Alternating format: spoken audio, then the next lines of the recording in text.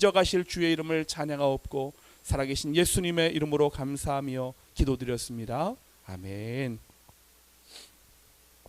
함께 나눈 하나님 말씀 우리 나누도록 하겠습니다. 우리 고린도전서 15장 신약성경, 우리 고린도전서 15장 우리 12절부터 19절까지 말씀을 보도록 하겠습니다.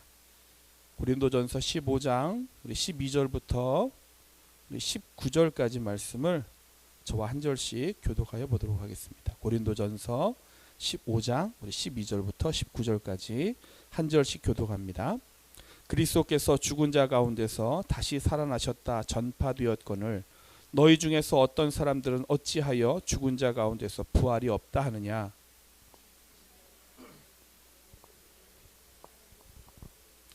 그리스도께서 만일 다시 살아나지 못하셨으면 우리가 전파하는 것도 헛것이요 또 너희 믿음도 헛것이며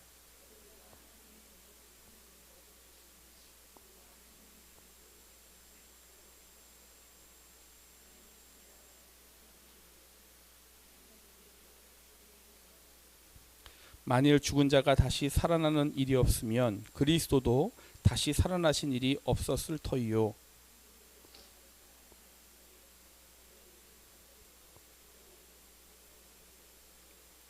또한 그리스도 안에서 잠자는 자도 망하였으니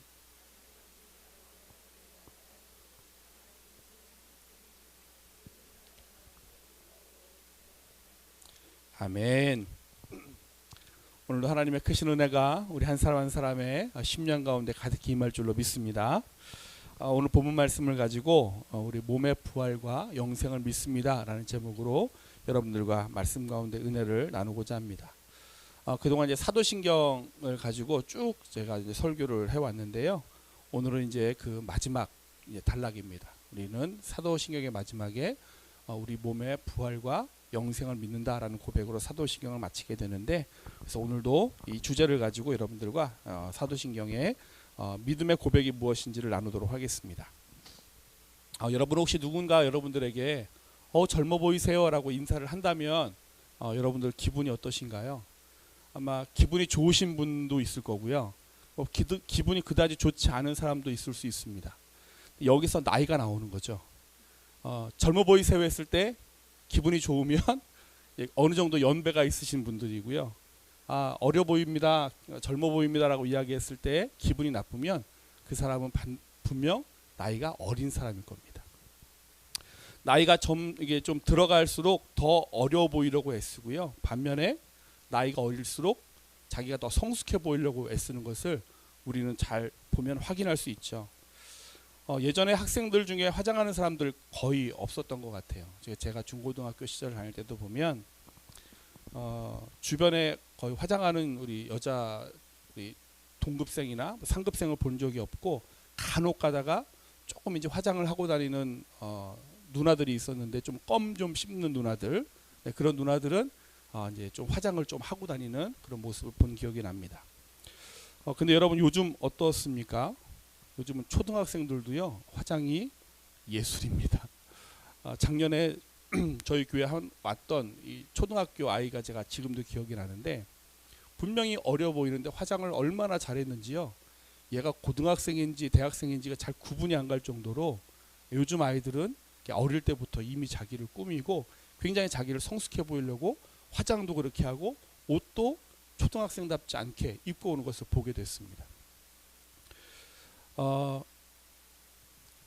아이들은 자기가 성숙해 보이려고 그죠? 화장도 하고 옷도 그렇게 입는 반면에 좀 이제 연세가 있으신 분들, 나이가 있으신 분들은 어떻게든 한 살이라도 젊어 보이기 위해서 화장을 하고 옷을 입고 하는 것을 보게 되죠. 그래서 이제 화장품 중에 안티에이징 이런 거 막 잘 팔리잖아요.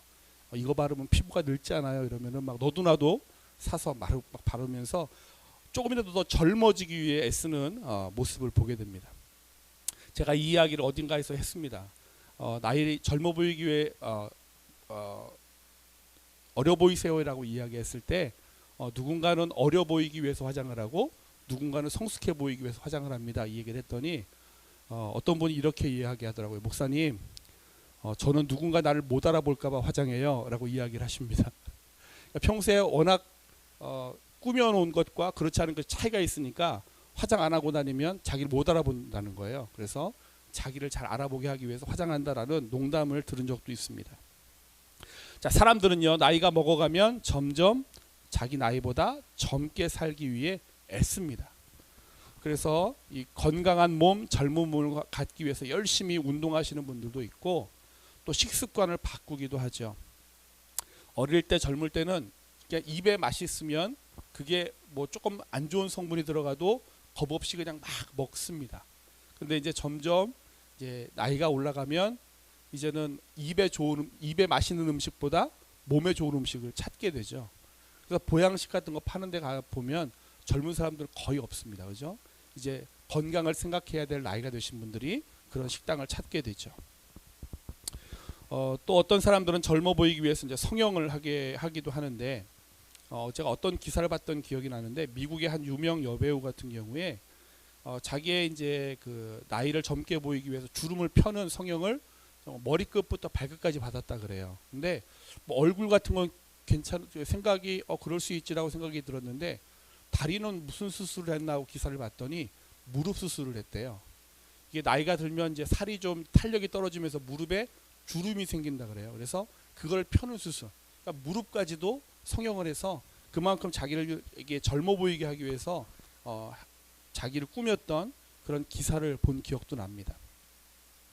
이렇듯 사람들은 자기가 이게 나이 들어감에 대해서 죽음에 늙어가는 것에 대해서 굉장히 거부하고 반면에 굉장히 젊어 보이기 위해서 애쓰는 것을 보게 됩니다. 이 젊음에 대한 욕구를 포기할 수 없는 정말 강력한 욕구 가운데 하나가 젊어지기 위한 욕구라고 할 수 있죠. 그런데 이런 사람들이 갖는 젊음에 대한 욕구는요, 단순히 나이 드는 게 싫어서 젊어지고 싶어서가 아니라 그 내면에 들어가 보면 결국은 인간이 이 삶에 대한 애착, 결국 죽음을 거부하는, 죽고 싶지 않은 그 열망이 그 가운데 녹아 있는 겁니다. 나이가 들면 죽는 것을 알기 때문에 나이가 들지 않고 젊게 살고 싶은 그 욕망이 나름대로 자기를 젊게 꾸미는 것으로 나타난다는 거죠. 사람들은 이 죽음이 없는 삶, 또 영원한 삶에 대한 동경을 다 가지고 살아갑니다. 근데 아무리 열망을 갖고 살아가도 우리의 현실은 어쩔 수가 없죠. 누구나 다 죽습니다. 물론 의료기술들이 발전해서 예전에 비하면 지금 수명이 굉장히 많이 늘었죠. 예전에 한번 저도 이제 설교 준비하면서 자료를 찾아봤을 때 임진왜란 당시에 한국 사람의 평균 나이가 몇 세인지 아세요? 44세였다 그래요. 그러니까 50세를 넘기기가 힘든 그런 시대였다고 합니다. 근데 지금 어떻습니까? 지금은 80대, 90세 또 100세 노인들도 나오는 그러한 시대를 살고 있습니다. 우리가 그 생명을 연장할 수는 있지만 결국 언젠가는 다 죽는다는 사실을 누구도 부인할 수 없습니다. 이 죽음이라는 것은 불변하는 우리 인간에게 놓여진 법칙이죠. 그래서 성경도 사람이 한번 낳고 죽는 것이 하나님의 뜻이라고 우리는 분명히 말씀해주고 있기 때문에 우리는 누구나 다 죽는다는 사실을 알고 있습니다. 인류 역사를 보면요, 이 피할 수 없는 죽음의 문제를 극복해 보고자 나름 여러 가지 시도를 했던 것들을 보게 되는데, 그래서 나름대로 죽음이 끝이 아니야, 죽음 이후에 무언가 다른 세상이 있어라고 사람들이 생각을 했습니다. 비록 육신은 죽지만 이것이 끝이 아니라 이 육신의 죽음 뒤에 무언가 있다라고 나름대로 생각하고 추론하고 믿어왔다는 거죠. 그래서 여러분들 고대인들 이렇게 무덤들을 발굴해 보면 이 사람들이 얼마나 그 죽음 이후의 삶에 대한 애착을 갖고 있었는지를 보게 됩니다. 지금도 유적 같은 거 이렇게 발견해 보면 시신만 발견되는 경우는 거의 없습니다. 항상 시신 발견할 때 보면 그 사람이 평소 입었던 옷, 장신구, 그다음에 그 사람이 생활할 때 썼던 이런 생활용품들이 함께 발굴되기도 하고요. 또 이제 지위에 따라서 그 사람의 권력에 따라서 함께 그 사람이 살아 생전에 그 사람을 섬겼던 종들이 함께 매장을 당하기도 한 것을 여러분들 아마 고고학적인 발견을 통해서 들어보신 적이 있을 겁니다. 왜 그런 장묘 문화가 생겼는가 얘기를 들어보니까 이 사람들이 죽음 이후에 벌거벗고 갈 수 없으니까 또 가는 동안에 필요한 것들을 써야 되니까 이 사람이 평소에 생활했던 장신구, 생활용품, 또 심지어 섬겼던 종들까지 함께 묻었다는 거죠. 그러니까 죽음 이후의 생활의 삶에 대해서 나름대로 이 사람들은 대책을 그렇게 세우면서 사람을 장래 이후에 묻는 그런 장묘 문화를 발전시켜 왔다는 겁니다. 자, 인간의 죽음 이후의 세계, 사후의 세계에 대한 생각은요, 나라마다 또 풍속마다 다른 모습을 나타내지만 다 한 가지 공통점이 있다는 것은 모든 사람들이 이 사후의 세계를 소망하고요. 그러니까 육신적으로 죽으면 끝이 아니라 죽음 이후에 사후의 세계가 있어. 그리고 그 사후의 세계는 공포스러운 곳이 아니라 긍정적인 곳이야 라고 생각하는 이런 생각들이 나라를 떠나서 풍속을 떠나서 사람들의 역사 속에서는 다 있어 왔다는 겁니다. 근데 그 형태가 종교의 형태로 나타나기도 하고 아니면 철학적인 사고를 통해서 나타나기도 하는데 결국은 이 죽음에 대해서 사람들이 초연해지고자 하는 그런 열망들이 그런 시도 가운데는 다 깔려 있다는 거죠. 우리가 믿는 기독교 신앙에도 사후 세계에 대한 믿음이 있습니다. 그런데 그 믿음의 면면을 잘 보면 우리 기독교만큼 우리의 신앙만큼 완전하게 인간의 사후 세계를 말씀해주고 있는 종교는 없습니다. 더 정확하게 말하면 우리 기독교만이 사후의 세계에 대해서 가장 정확하게 말할 수 있다라는 것이 더 맞을 것 같습니다. 왜냐하면 여러분 육신의 세계뿐만이 아니라 우리의 영의 세계 또 우리의 살아있는 이 삶뿐만 아니라 죽음 이후의 세계도 다 누가 창조하셨습니까? 만유의 근원이 되시는 만물의 근원이 되시는 하나님이 창조하셨기 때문에 그분을 믿는 기독교만이 또 하나님만이 그 사후의 세계에 대해서 가장 정확하게 아실 수 있고 그분을 믿는 신앙 안에서 우리는 그 정확한 사후의 세계에 대해서 우리는 알 수 있다라는 것이죠. 그렇기 때문에 우리는요 영적인 세계, 사후의 세계에 대해서 다른 종교에서 말하는 것, 또 전통적으로 우리 어떤 그 민족적인 샤머니즘의 전통에서 내려오는 그런 풍속 같은 거 거기에 귀 기울일 필요가 전혀 없다는 거죠. 오직 하나님께서 말씀하여 주신 이 성경을 기초로 우리는 사후의 세계에 무엇이 있는지를 깨닫고 믿으면 되는 것입니다. 그런데 의외로 우리 주변에 교회를 다니신다는 분들 가운데서도 때로는 전혀 성경적이지 않고 이 전설의 고향에서는 나올 법한 그런 샤머니즘적인 생각을 가지시는 분들이 간혹 있는 것을 보게 됩니다. 여러분 굿하시는 거 보신 분들 계시죠? 요즘은 이렇게 잘 점집이 주변에 없어서 그런 것들을 보는 기회가 흔치 않은데 제가 어릴 때 자랐던 교회는 참 주변에 이 점집이 많았습니다. 그 무당집이 많았어요. 여러분들 점집 보면은 대나무 있고 거기에 깃발 꽂는 거 아시죠? 그래서 이 집은 신내림 받은 집이다 이런 것들 표현해 놓는데 제가 어릴 때 자란 그 동네는요 골목골목마다 그 대나무 깃발이 너무너무 많았어요. 그래서 제가 다니던 교회에서 어떤 운동까지 했냐면 대나무 꺾기기도 그래가지고 지나갈 때마다 대나무가 보이면 그거 잡고 기도하는 그런 이제 훈련을 교회에서 시킨 적이 있습니다. 그만큼 주변에 이 대나무 깃발이 참 많았는데 그렇다 보니까 이 굿하는 것을 심심치 않게 볼 수가 있었습니다. 친구들하고 막 학교 끝나고 이렇게 오다가 막 이제 막 북치고 꽹가리 치고 막 하면 이제 구경 삼아 가는 거죠. 그러면 사람들 굉장히 많이 모여 있는데 그 가운데 이제 기억나는 것이 굿하면서 죽은 사람의 원혼을 불러오는 거죠. 무당이 죽은 사람 그 집에 무슨 애군이 끼고 그 집에 어떤 사람이 어려움을 당하면 어떤 영혼이 가족 가운데 있던 어떤 영혼이 지옥 안쪽에 저승에 가지 않고 구천을 떠돌다가 이 집에 머물러 있어서 여기 이 집에 애군이 낀다 그러면서 이제 그 영혼을 불러내는 빙의 그러니까 이런 그런 굿들을 하게 되는 거죠. 그래서 이제 그 영혼을 불러내서 달래줘야 이 사람이 기분 좋게 떠나가서 이 집에 애군도 없어지고 한 사람에게 어떤 어려움도 없어지고 한다는 것이 이 굿판의 생리입니다. 그런데 참 신기한 것은요, 이 원혼을 불러낼 때 무당에게 빙의가 일어나는데 정말 그 가족밖에 모르는 그런 이야기들을 하잖아요. 나는 뭐 할아버지네 아니면 나는 뭐 너의 뭐 아들이었네 이러면서 이야기를 하는데 정말 그 가족밖에 알 수 없는 얘기들을 합니다. 그러면 이제 그 굿판을 벌렸던 사람들이 뭐 누구의 영혼이 지금 오셨다는 둥 하면서 막 울고불고 난리가 나는 것을 보게 됩니다. 근데 여러분 속지 마셔야 할 것은요. 사람이 죽으면 그 영혼은 몸을 떠나서 하나님의 심판을 받고 천국에 가든지 지옥에 가든지 둘 중 하나라는 거예요. 구천을 떠도는 것은 없습니다. 예수님께서 비유 가운데에 누가복음 16장 19절 이하에 보면 이 거지 나사로의 비유를 하셨습니다. 여러분들 다 기억하실 건데요. 이 이야기에 보면 부자와 거지 나사로가 죽지요. 죽은 다음에 구천을 떠돌다가 심판을 받고 천국과 지옥으로 가나요? 바로 가나요?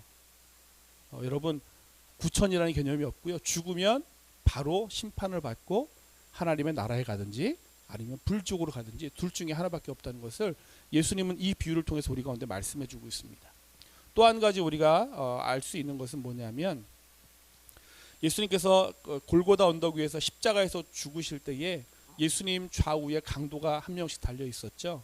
그때 한 명이 예수님을 영접하고 그 자리에서 구원을 받습니다.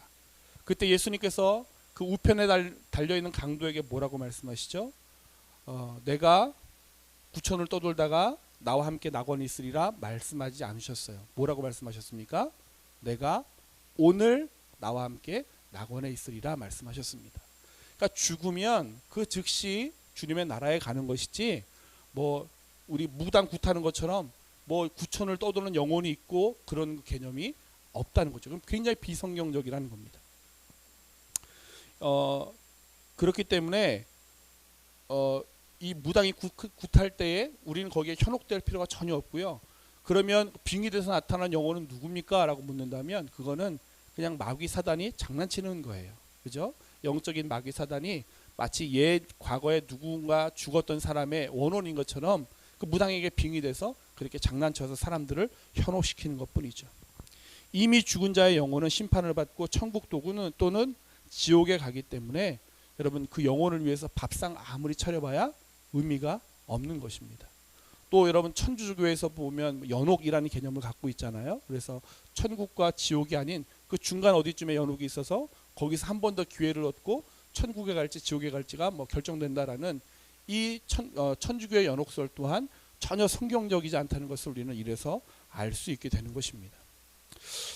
고린도전서 10장 20절 말씀 우리 함께 같이 한번 보도록 하겠는데요. 우리 앞에 화면을 보고 우리 같이 읽어보도록 하겠습니다. 고린도전서 10장 20절 우리 이 말씀 같이 읽습니다. 시작. 무릇 이방인이 제사하는 것은 귀신에게 하는 것이요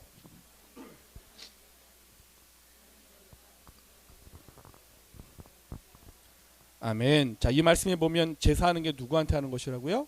귀신, 마귀 사탄에게 하는 것이라고 분명히 말씀하고 있어요. 여러분 제사상 아무리 상다리 부러지게 채워놓고 뭐 할아버지 할머니 오셔서 드세요 하면 할아버지 할머니가 오는 게 아니라 누가 온다고요? 네, 마귀 사단의 이 졸개들 귀신이 오는 겁니다. 그래서 여러분 기독교 신앙에서 제사하지 않고 고인의 신앙을 추억하며 하나님께 감사하는 추도 예배를 드리는 거예요. 혹시 여러분들 가운데 아직도 가정에 이 제사의 문제로 어려움 당하는 분들이 있다면 간절히 바라기는 여러분들의 가정에 이 우상 숭배의 모든 이 끈들이 끊어지고 여러분들의 가정이 오직 살아계신 우리 주님만 믿는 거룩한 믿음의 명문 가정 되기를 주님의 이름으로 축복합니다. 여러분 일반적으로 철학이나 타종교에도 이 사후의 세계에 대해서 말들을 다 해요. 그런데 그 내용을 보면 대부분 육체는 없고 영혼만 존재하는 사후 세계를 많이 이야기합니다. 육체는 죽으면 없어지고 영혼만 살아남는다는 거죠. 뭐 이렇게 생각할 만도 한 것이 직접 우리의 눈으로 봤을 때 사람이 육체는 죽으면 그 육체는 다 썩어서 없어지기 때문에 사람의 육체는 죽으면 다 사라지고 영혼만 어딘가에 존재하는구나 라고 생각했던 것이 일반적인 사람들 또 타 종교 철학에서 갖고 있는 생각들입니다. 그러나 성경은 다르게 말씀하시죠. 예수님께서 다시 오시는 날 우리 모든 사람이 이 육체를 포함해서 다시 부활하게 될 것을 말씀하여 주십니다. 단순히 영혼만이 부활하는 것이 아니라 우리가 이 육체가 새로운 몸을 입고 썩어질 육체가 썩지 아니할 신령한 육신을 입고 새롭게 되어서 우리 주님께서 다시 오시는 그날 우리는 영광의 부활을 할 것이라고 말씀해 주신다는 거죠. 고린도전서 15장 우리 51절부터 53절까지를 우리 한 절씩 같이 보도록 하겠는데요. 우리 먼저 51절 말씀 같이 읽겠습니다. 시작. 보라, 내가 너희에게 비밀을 말하노니 우리가 다 잠잘 것이 아니요 마지막 날에 순식간에 호련히 다 변화되리니. 자, 52절입니다. 시작. 나팔 소리가 나매 죽은 자들이 썩지 아니할 것으로 다시 살아나고 우리도 변화되리라. 53절.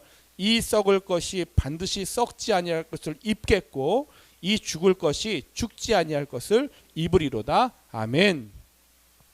이것이 바로 하나님께서 예수님께서 우리 가운데 말씀하여 주신 성도들의 죽은 이후에 예수님이 다시 오실 때에 우리가 변화되게 될 모습이라는 거죠.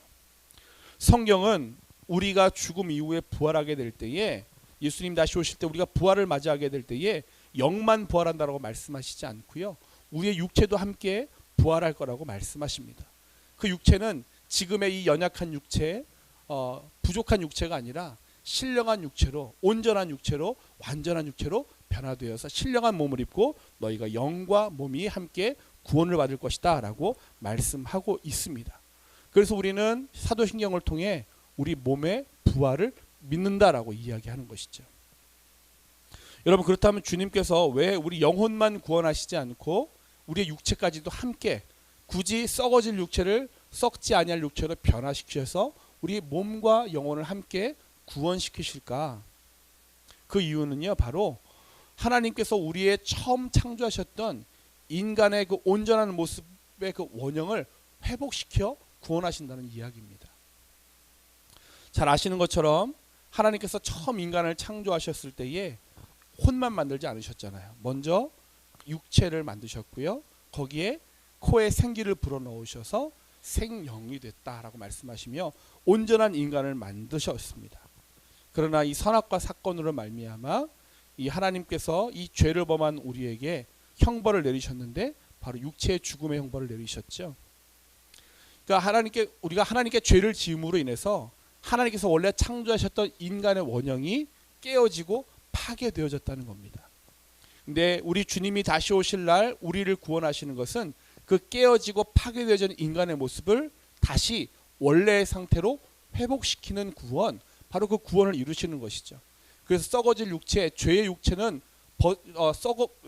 썩어질 육체, 죄의 육체를 이제는 그 죄 없는 신령한 육체로 변화시키시고 또 우리의 영혼과 함께 이 우리의 온전한 모습, 하나님께서 우리를 창조하셨던 그 원래의 모습 그대로 우리를 다시 회복시키셔서 하나님의 구원에 동참하는 자들로 만드신다는 것, 그것이 우리의 신앙의 고백이고 성경이 우리 가운데 말씀하고 있는 증거인 것입니다.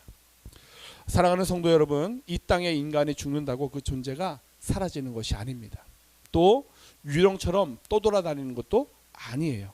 우리 모두는 예수 그리스도를 믿는 그 믿음으로 인해 우리 영혼뿐만이 아니라 이 육체까지도 주님 다시 오시는 그날 영광의 존재로 우리는 부활될 것입니다.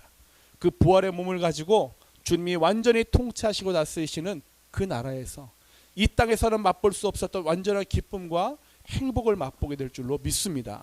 여러분, 저와 여러분들이 이 주님의 영광의 부활에 참여하는 기쁨의 자들, 거룩한 자들 되기를 주님의 이름으로 축원합니다. 여러분, 사도신경을 통해 우리가 몸의 부활을 고백하고 난 다음에 무슨 고백이 이어집니까? 몸의 부활과 영원히 사는 것을 믿습니다라고 말합니다. 기독교 신앙에 있어서 가장 궁극적인 은혜가 바로 이 영원히 사는 은혜라고 말씀드릴 수 있는데요. 우리는 영원하면 시간이 끝나지 않고 계속 반복되어지는 것을 우리는 영원의 개념으로 생각을 합니다. 그래서 성경이 우리 가운데 알려주고 있는 영원의 개념은 사실은 이 시간이 반복되는 개념이 아니라 또 다른 차원의 은혜를 이야기하는 것인데, 즉 시간을 초월해 계시는 영원하신 하나님과 함께 있는 상태, 그분의 나라에 우리가 존재하는 상태, 이것을 영원이라고 이야기한다는 거예요. 그렇기 때문에 이 영원히 사는 것은요, 꼭 우리가 죽어야만 누릴 수 있는 것이 아니라 지금 이 땅 가운데서 내가 주님과 함께 하고 있고 주님의 통치와 다스림이 있는 그 나라의 다스림을 받고 있다면 이미 우리는 영원을 누리고 있는 상태다라고 말씀드릴 수 있는 것입니다. 요한복음 5장 24절 말씀 우리 함께 같이 보도록 하겠습니다. 요한복음 5장 24절 우리 이 말씀도 같이 읽어볼게요. 시작.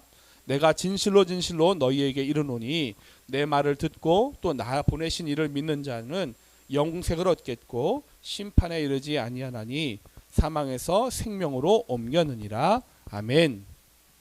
여기 보면 영생을 얻었고 이렇게 되어 있는데요. 한글로 보면 얻었고 하면 과거에 얻었다라는 것처럼 보여지는데 헬라어 원어를 보게 되면 이 얻었다라는 단어에 해당하는 헬라어가 에케이라는 단어입니다. 근데 이 에케이라는 단어의 시제를 보면 현재 시제라는 것을 볼 수가 있어요. 그러니까 과거에 예수님을 믿게 됨으로 인해서 영생을 과거에 한번 얻었던 사건으로 언급하지 않고 또는 죽어서 내가 죽은 이후에 이 영생을 얻게 될 거야 라고 미래로 이야기하지 않고 예수님을 믿는 그 순간 바로 이 자리에서 현재에 우리가 누릴 것으로 이야기한다는 거죠. 우리가 예수님을 믿고 그분을 구주로 영접하는 순간 우리는 이미 영생을 누리는 상태다라고 오늘 요한복음 5장 24절이 우리 가운데 증거한다는 사실입니다. 그러니까 우리가 영생을 믿는다라고 고백하는 것은 바로 지금 이 순간 영생을 누리고 있다는 말과 같은 의미인 것이죠. 미래에 되어질 일을 믿기에 지금 이 순간 이미 미래를 살고 있다라고 말씀드릴 수 있습니다. 말이 조금 어려워서 한번 이렇게 예를 들어보면 좀 이해가 쉬울 것 같아요. 여러분 만약에 타임머신이 진짜 존재한다고 가정을 해보고요. 여러분들이 타임머신을 타고 미래를 한번 갈 수 있다라고 한번 생각을 해보겠습니다. 지금 현실의 삶이 너무너무 힘들고 고달픕니다. 하는 모든 일들도 다 막혀있고 사업도 너무너무 어려워서 매일 적자에 이제 빚독초까지 시달리는 그런 상황에 놓여 있습니다. 더 이상 버틸 수가 없어서 이 사업 포기해야 되겠다라고 마음을 먹고 있는 상태에 우연한 기회에 여러분들이 타임머신을 타고 미래로 갔다고 한번 생각해 보세요.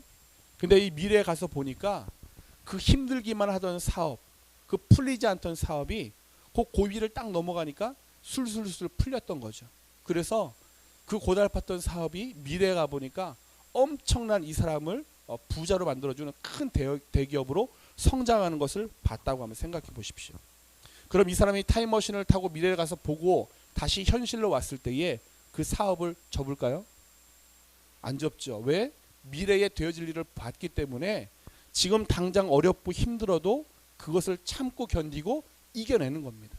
어떤 수단과 방법을 동원해서라도 내가 이 고비만 넘기면 된다는 사실을 알기 때문에 견디는 거예요. 여러분 미래의 영광을 본 사람은 현실의 어려움에 좌절하지 않는다는 겁니다. 비록 현실은 어렵고 힘겨운 상황이지만 이 고비만 넘기면 장차 맞이하게 될 엄청난 이 영광의 미래를 봤기 때문에 현재의 고난과 어려움을 참고 견디는 것입니다. 이것이 미래에 대한 믿음을 갖고 있는 성도의 모습이라는 거죠. 바로 성도의 삶이 이런 것입니다. 우리는 죽으면 끝나는 그런 인생이 아니라 우리는 신령한 몸으로 부활하여 주님과 함께 영원한 삶을 그 천국에서 누리는 것을 믿는 사람들이에요. 그렇기 때문에 잠깐 머물다가는 이 세상의 문제 때문에 우리는 좌절하거나 절망하지 않는다는 거죠. 이 고비만 넘어가면, 이 위기만 넘어가면 우리 가운데 예비해 놓으신 주님의 그 영광이 있는 것을 알기 때문에 우리는 현재의 이 어려움을 견디며 이겨낼 수 있는 것입니다. 이것이 바로 우리의 몸의 부활과 영생을 믿는 신앙의 모습이라는 거죠. 이런 삶을 단적으로 보여주는 인물이 바울입니다. 사도행전 16장에 보면 바울은 전도하다가 누명을 쓰고 엄청나게 매를 맞고 빌립보 감옥에 갇히게 되죠.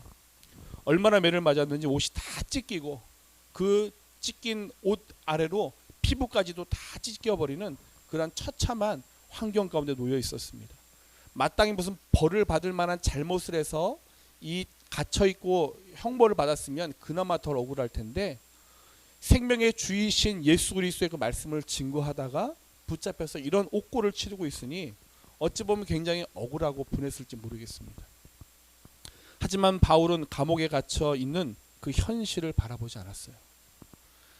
장차 누리게 될 하나님의 나라의 영광을 바라봤습니다. 그리고 그 믿음을 가지고 고난의 상황에서도 여전히 하나님을 바라보며 찬송하고 기도했죠. 여러분 그때 무슨 일들이 벌어집니까? 이 바울을 채웠던 착고가 풀어지고 옥문이 열리는 역사가 일어났죠.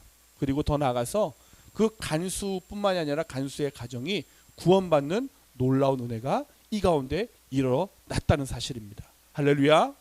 여러분 우리 몸에 부활과 영생이 없다면 우리만큼 불쌍한 사람이 없죠. 만약 부활과 영생이 없다면 왜 굳이 우리가 이렇게 좁은 믿음의 길, 신앙의 길을 걸어가겠습니까? 남들 하는 것처럼 이 땅의 삶이 다라면 이 땅에서 최대한 내가 누릴 수 있는 거 다 누리고 가는 것, 그것이 일반 사람들의 삶의 모습이겠죠. 그러나 우리는 이 땅의 삶이 끝이 아니라 죽음 이후에 맞게 될 바로 하나님의 나라의 영광의 부활과 영생을 믿기 때문에 우리는 이 땅의 삶을 대충 살 수 없는 거예요. 하나님의 뜻과 무관한 삶을 살 수가 없는 겁니다. 그래서 우리는 이 현재의 고난을 참고 인내하고 견디며 주님의 그 영광의 부활을 향하여 한 걸음 한 걸음 이 생명의 길을 걷는 줄로 믿습니다. 여러분 몸의 부활과 영생을 믿는 믿음, 그 믿음을 가지고 살아가는 성도의 삶이 바로 이런 겁니다. 비록 우리의 현실이 어렵고 도망치고 싶은 삶의 순간이 맞닥뜨려질지라도 우리의 삶이 이것이 끝이 아니라 장차 누리게 될 영광의 그 몸의 부활과 영생을 믿기에 오늘도 이 믿음의 끈을 붙잡고 현실을 승리로 채우는 삶, 그것이 바로 이 우리 몸의 부활과 영생을 믿는 저와 여러분들의 삶이 되어야 하는 줄로 믿습니다. 이 믿음을 가지고 오늘도 이 어려운 현실의 삶에 좌절치 마시고 여러분 부활과 영생을 믿으며 우리 끝까지 이 믿음의 길을 걸어가는 저와 여러분들 되시기를 주님의 이름으로 간절히 축원합니다. 아멘. 우리 이 믿음을 가지고 함께 찬양하며 또 우리 기도하는 시간 갖도록 하겠습니다.